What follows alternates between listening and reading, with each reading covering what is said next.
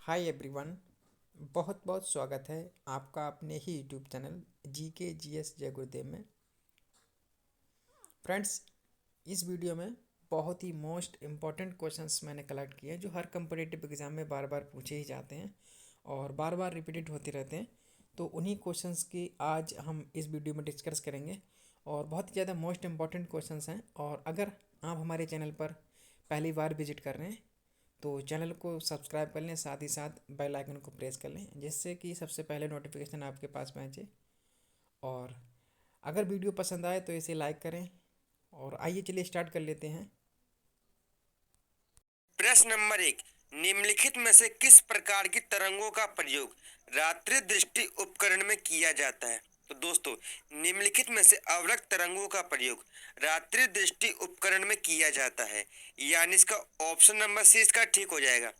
दोस्तों, अवरक्त तरंगे यानी इसको इंफ्रारेड वेव्स कहते हैं और इनका अन्य नाम ऊष्मा तरंगे भी इन्हें कहा जाता है।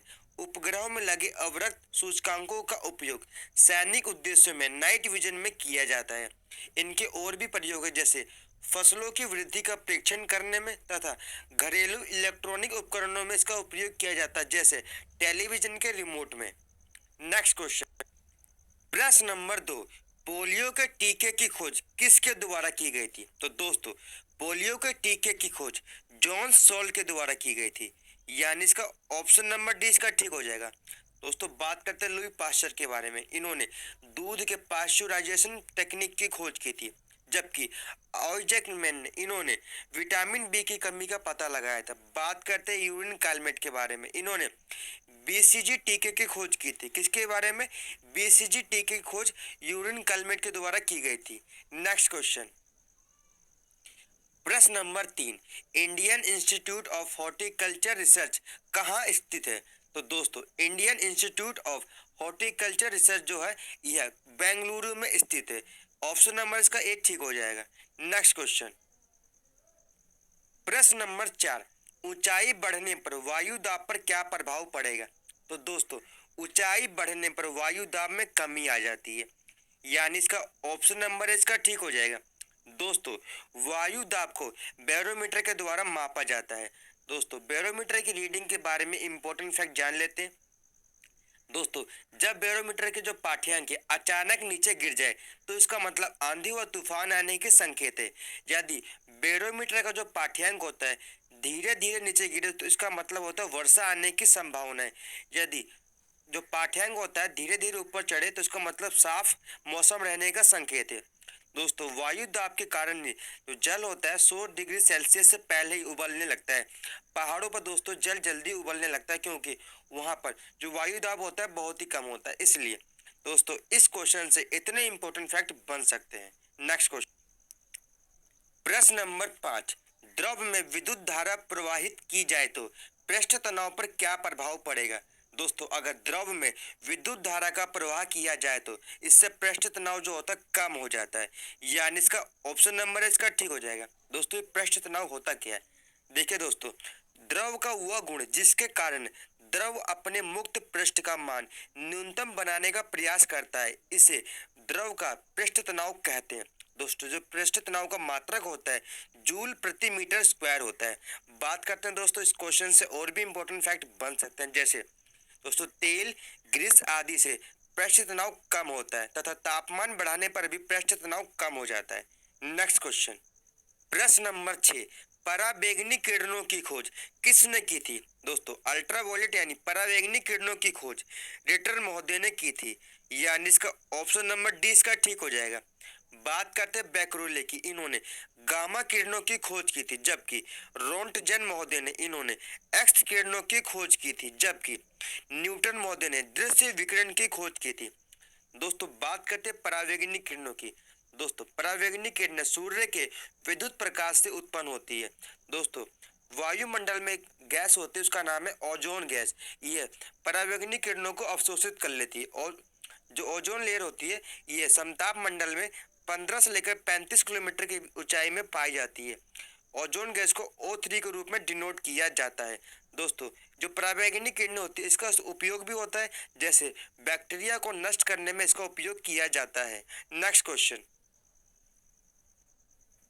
प्रश्न नंबर 7, WHO द्वारा मानव के लिए सर्वोत्तम ध्वनि स्तर बताया गया है। तो दोस्तों WHO के द्वारा मानवों के लिए सर्वोत्तम ध्वनि स्तर बताया गया है 45 डेसिबल, यानी इसका ऑप्शन नंबर इसका ठीक हो जाएगा।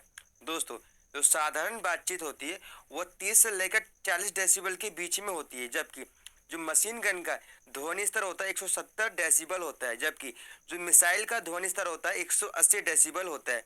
दोस्तों इस क्वेश्चन से और भी इंपॉर्टेंट फैक्ट बन सकते हैं, जैसे ध्वनि की तीव्रता का एसआई मात्रक माइक्रोवाट प्रति मीटर स्क्वायर होता है, परंतु जो प्रयोगात्मक मात्रक होता है बेल होता है। क्या होता है? बेल जो होता है प्रयोगात्मक मात्रक होता है। बेल का 10वां भाग जो होता है 1/10 होता है, यह क्या होता है? डेसिबल होता है। दोस्तों इस क्वेश्चन से इतने इंपॉर्टेंट फैक्ट बन सकते थे। प्रश्न नंबर 8, निम्नलिखित में से कृत्रिम पायस है। दोस्तों निम्नलिखित में से जो पेंट होता है यह कृत्रिम पायस होता है, यानी इसका ऑप्शन नंबर सी इसका ठीक हो जाएगा। दोस्तों पायस क्या होता है? जब किसी कोलाइड में एक द्रव के सारे कण दूसरे द्रव के सारे कण में प्रक्षेपित तो हो जाते हैं, परंतु आपस में घुलते नहीं है, इन्हें पायस कहते हैं। पायस बनाने की जो प्रक्रिया होता है वह पायसीकरण कहलाती है। दोस्तों जो दूध होता है यह नेचुरल यानी प्राकृतिक पायस होता है, जबकि जो पेंट होता है यह कृत्रिम यानी आर्टिफिशियल पायस होता है। नेक्स्ट क्वेश्चन, प्रश्न नंबर 9, लकड़ी की वस्तुओं को कीड़ों से बचाने के लिए उस पर किसका लेपन किया जाता है? दोस्तों लकड़ी की वस्तुओं को कीड़ों से बचाने के लिए उस पर जिंक क्लोराइड का लेपन किया जाता है, यानी इसका ऑप्शन नंबर सी इसका ठीक हो जाएगा। दोस्तों लकड़ी को कीड़ों से बचाने के लिए जिंक क्लोराइड का लेपन किया जाता है। बात करते हैं सिल्वर आयोडाइड की। दोस्तों कृत्रिम वर्षा कराने के लिए सिल्वर आयोडाइड का प्रयोग किया जाता है, जबकि जिंक फास्फाइड का प्रयोग चूहा विष बनाने में किया जाता है। बात करते हैं जिंक ऑक्साइड की। दोस्तों जस्ते का फूल कहते हैं इसको। क्या कहते हैं? जस्ते का फूल कहते हैं। नेक्स्ट क्वेश्चन, प्रश्न नंबर 10, निम्नलिखित में से सबसे उत्तम कोटि का कोयला है।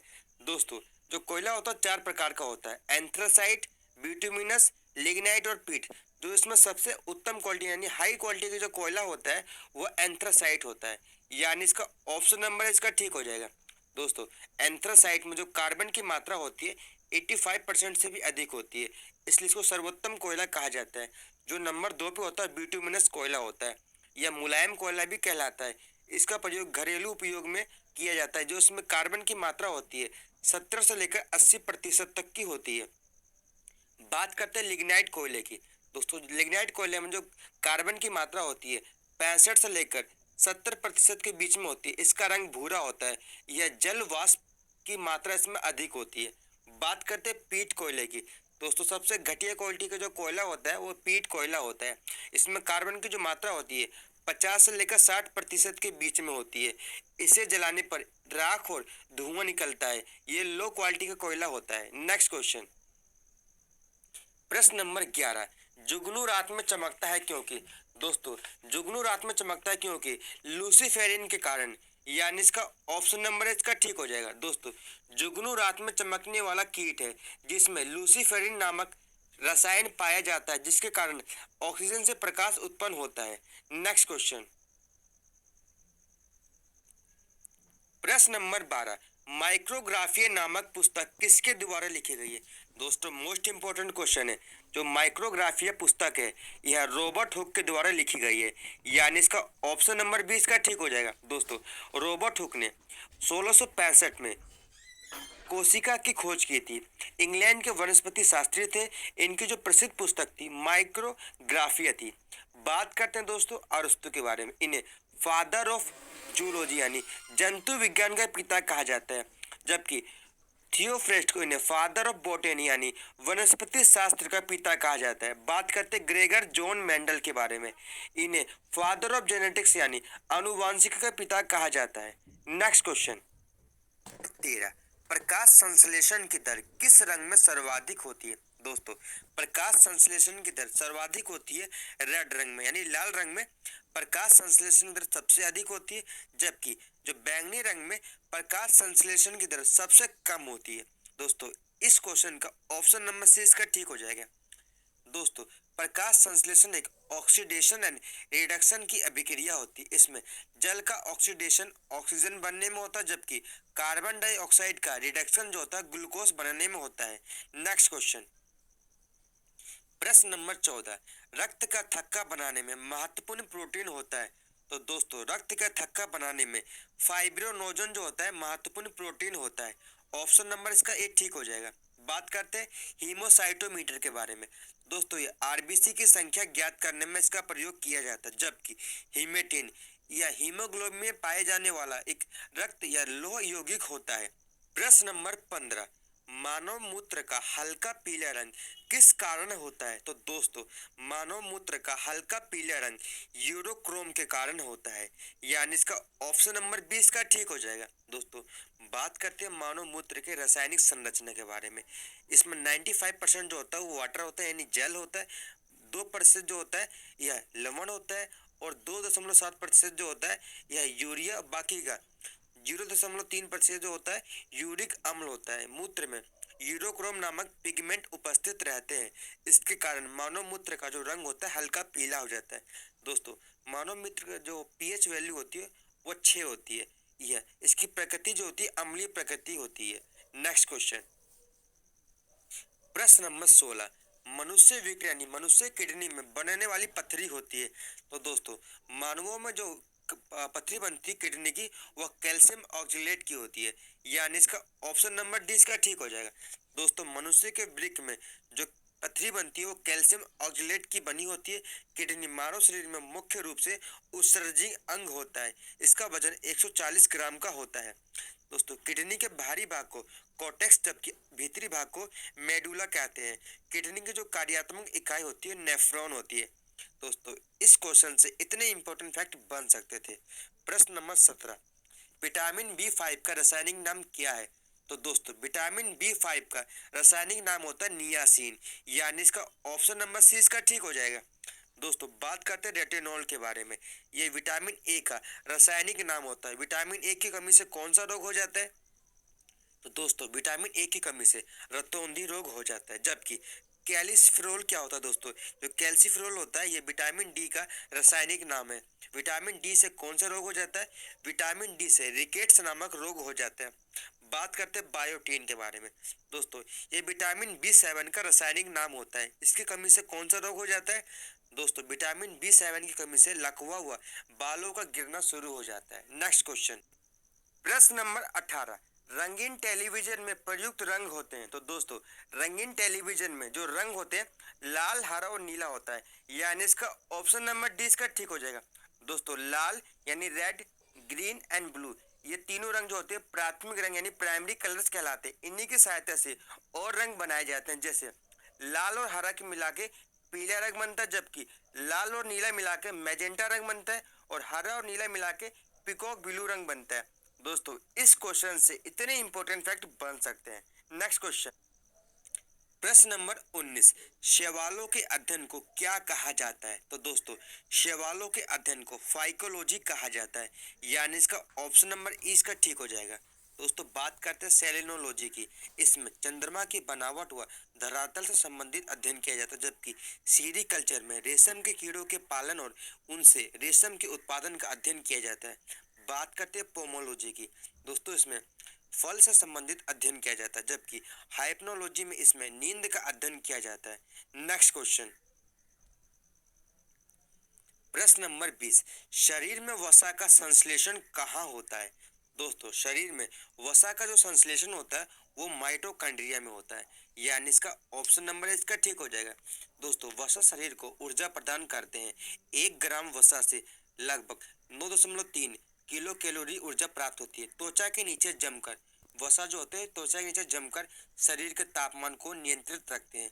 वसा की कमी से शरीर में वृद्धि रुक जाती है और शरीर का वजन कम हो जाता है। दोस्तों इस क्वेश्चन से इतने इंपॉर्टेंट फैक्ट बन सकते हैं। अगर आपको वीडियो पसंद आई हो वीडियो को लाइक, शेयर और चैनल को जरूर सब्सक्राइब करें। धन्यवाद।